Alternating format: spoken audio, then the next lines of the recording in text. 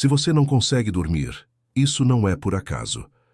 Há momentos na vida em que o corpo se deita, mas algo dentro permanece desperto. O quarto está escuro, o mundo silencia, os ruídos diminuem, mas a sensação interna é de alerta. Não um alerta de medo evidente, mas um estado de vigília difícil de explicar.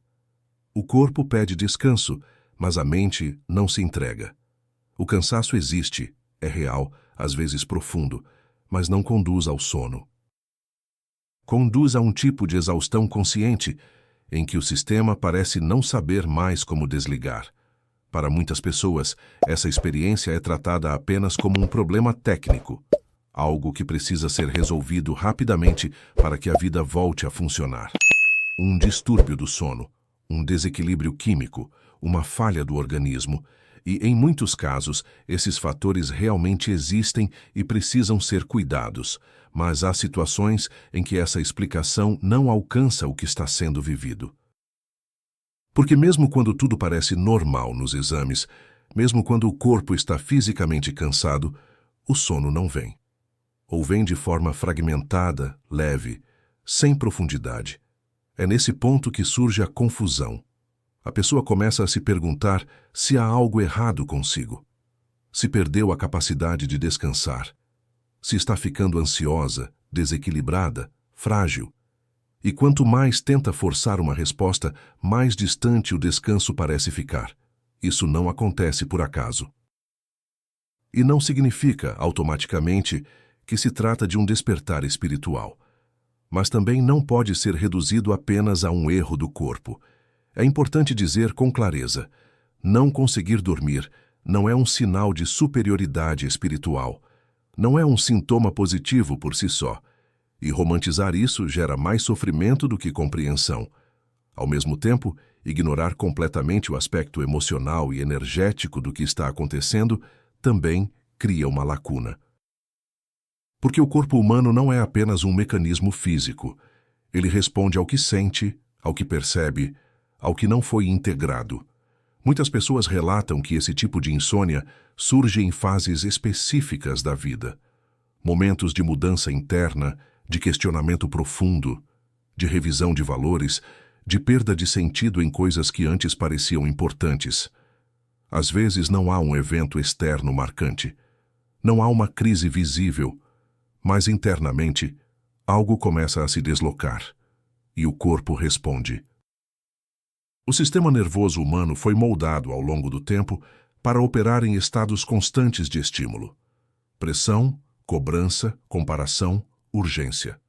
Mesmo quando não há um perigo real, o corpo aprende a permanecer em alerta.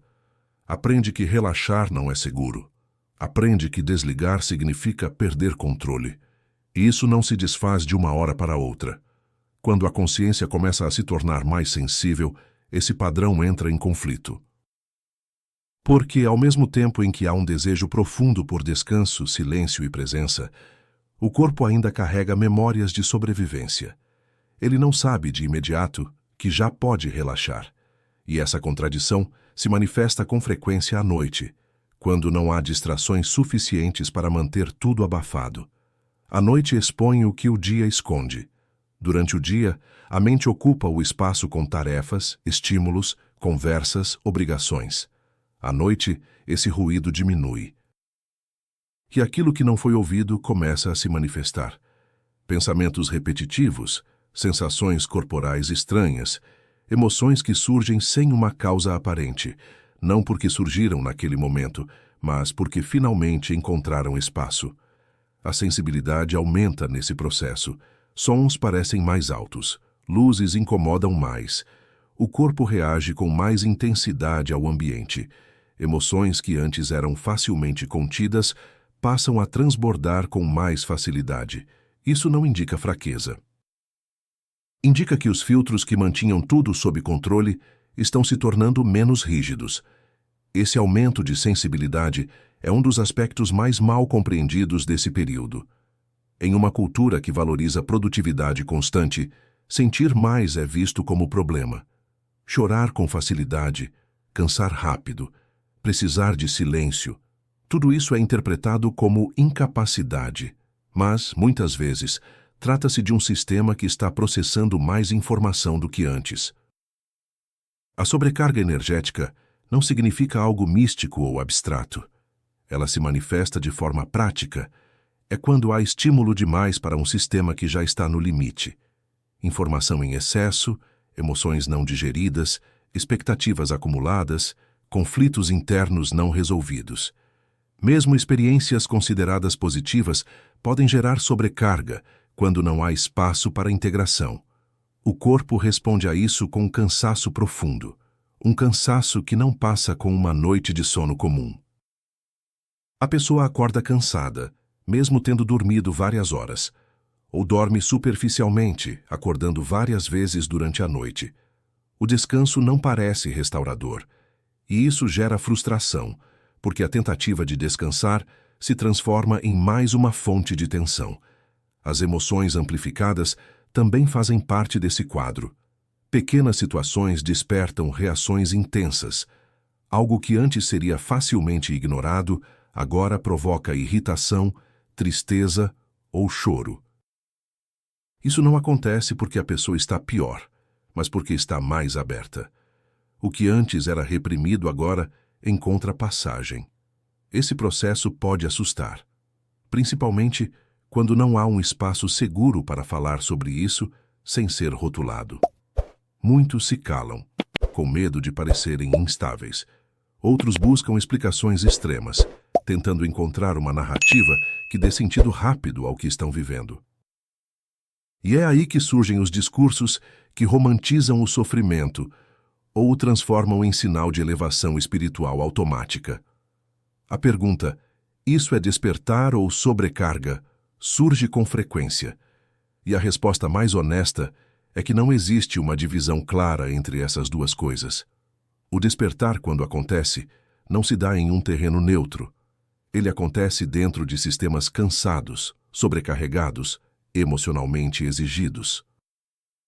Por isso, muitas vezes, ele se manifesta primeiro como desconforto, não como paz. O problema não é sentir. O problema é sentir sem suporte, sem compreensão, sem cuidado. Quando não há espaço para integrar o que está emergindo, o sistema entra em exaustão. E essa exaustão se manifesta no corpo, no sono, no humor, na energia vital. É aqui que muitos se perdem, porque encontram apenas dois tipos de resposta. Ou tudo é espiritual, e deve ser aceito sem questionamento, como se o sofrimento fosse necessário. Ou tudo é físico e deve ser silenciado rapidamente, como se sentir fosse um erro. Nenhuma dessas abordagens acolhe o ser humano por inteiro. Não conseguir dormir, nesse contexto, não é punição nem recompensa. É um sinal de que algo precisa ser ajustado. Ritmos, limites, expectativas, formas de viver. Talvez o dia esteja exigente demais. Talvez o corpo esteja pedindo pausas reais, não apenas distrações. Talvez emoções estejam sendo empurradas para depois a tempo demais. O corpo não fala em palavras, ele fala em sensações. E quando não é ouvido durante o dia, ele encontra maneiras mais intensas de se manifestar à noite, não para punir, mas para ser reconhecido. Até aqui, nada disso exige rótulos, exige presença, exige honestidade, exige disposição para escutar sem tentar corrigir imediatamente. Porque nem tudo o que precisa ser ajustado precisa ser consertado à força. Muitas coisas se reorganizam quando encontram espaço e cuidado. Quando o corpo entra em um estado prolongado de alerta, ele não faz isso por escolha. Ele responde a um histórico, responde a tudo o que foi acumulado e não integrado.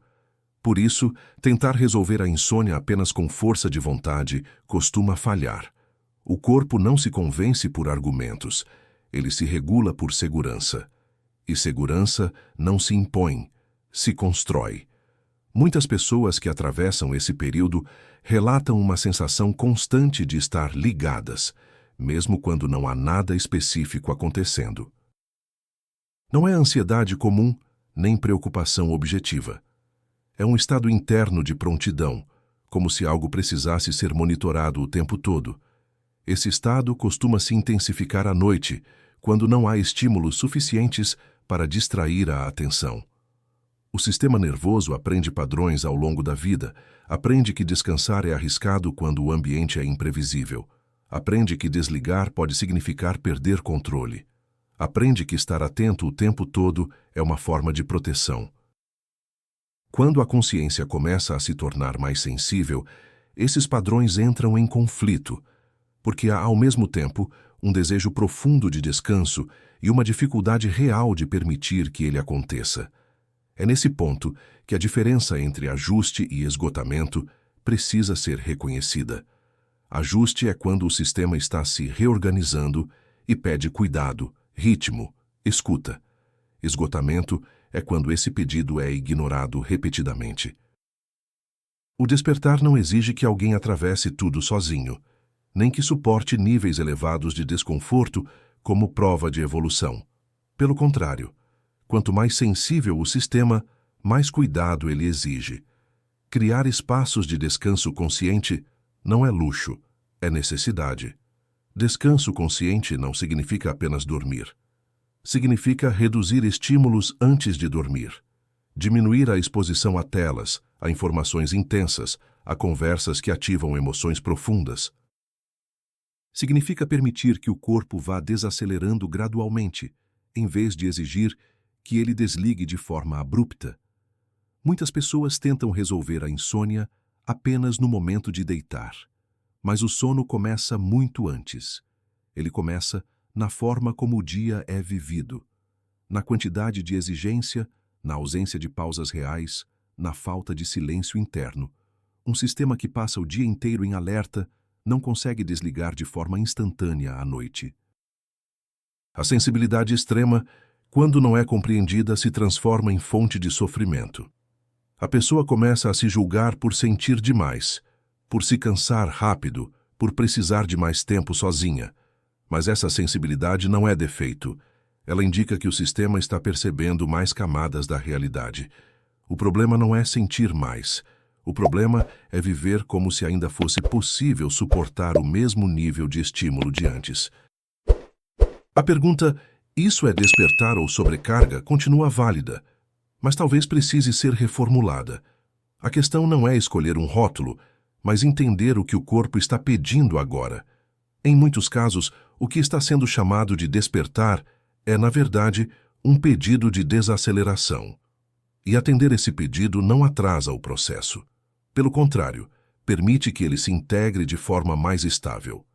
Quando não há integração, a consciência se expande mais rápido do que o sistema consegue sustentar. E isso gera cansaço profundo, irritabilidade, confusão emocional, dificuldade de concentração. Não porque algo esteja errado com a pessoa, mas porque o ritmo não está adequado. Outro ponto importante é o isolamento. Muitas pessoas atravessam esse processo em silêncio, por medo de não serem compreendidas.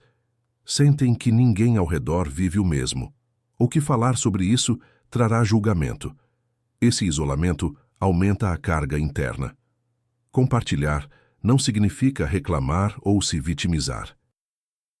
Significa normalizar a experiência, reduzir o peso, criar pertencimento. O silêncio só é reparador quando é escolha. Quando vira isolamento, ele se torna pesado. Encontrar espaços seguros para falar, ouvir outras experiências, reconhecer-se no outro, ajuda o sistema a relaxar.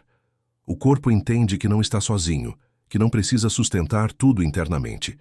Dormir volta a ser possível quando o corpo se sente ouvido, quando ele percebe que seus sinais não estão sendo ignorados. Muitas vezes a insônia é a última tentativa de comunicação de um sistema que tentou falar de outras formas e não foi escutado. Não é punição, é insistência. Esse retorno ao sono não acontece de um dia para o outro. Ele acontece gradualmente, com pequenas mudanças, com ajustes de ritmo, com escolhas mais conscientes, com a redução de excessos, com a permissão de ser humano e não máquina. É importante reforçar: buscar ajuda não invalida o processo. Cuidar do corpo fisicamente, emocionalmente e, se necessário, clinicamente, não contradiz o despertar. O cuidado não nega a dimensão interna do que está sendo vivido. Ele a sustenta. Espiritualizar o sofrimento e negar o cuidado é uma forma de abandono de si. O despertar verdadeiro não afasta da vida cotidiana. Ele não exige isolamento nem ruptura com o mundo. Ele convida a uma relação mais honesta com os próprios limites, a uma vida mais coerente com o que se sente. A escolhas menos automáticas e mais conscientes. Por isso, esse tema cria fidelização profunda, porque ele não promete soluções rápidas nem respostas absolutas. Ele oferece algo mais raro: compreensão contínua. A sensação de que o que se vive faz sentido, mesmo quando ainda está sendo ajustado. Se você não consegue dormir, isso não é por acaso, mas também não é sentença. É um estado transitório, um sinal de que algo precisa ser ouvido, reorganizado, cuidado. Não para voltar ao que era antes, mas para encontrar uma forma mais sustentável de estar no mundo. O descanso verdadeiro não é apenas fechar os olhos, é permitir que o sistema pare de lutar. É confiar que não é preciso vigiar tudo o tempo todo. É reconhecer que sentir não é erro e que cuidar de si não é fraqueza. Nada disso exige perfeição. Exige presença, exige paciência, exige gentileza consigo mesmo. E, sobretudo, exige abandonar a ideia de que algo precisa ser consertado imediatamente. Muitas vezes o que precisa acontecer é apenas ser acolhido. Dormir volta a ser possível quando a vida externa começa a respeitar o que a vida interna está pedindo, quando o ritmo se ajusta, quando o excesso diminui, quando o silêncio deixa de ser ameaça e se torna espaço. Se você não consegue dormir, não se apresse em se corrigir. Talvez não haja nada quebrado. Talvez apenas algo esteja pedindo tempo, cuidado e coerência. E reconhecer isso não é fraqueza, é maturidade. Esse é o tipo de despertar que não grita, não promete, não assusta. Ele apenas convida a uma vida mais integrada, mais consciente e, com o tempo, mais tranquila. Mesmo que o caminho até lá ainda esteja sendo construído passo a passo, noite após noite.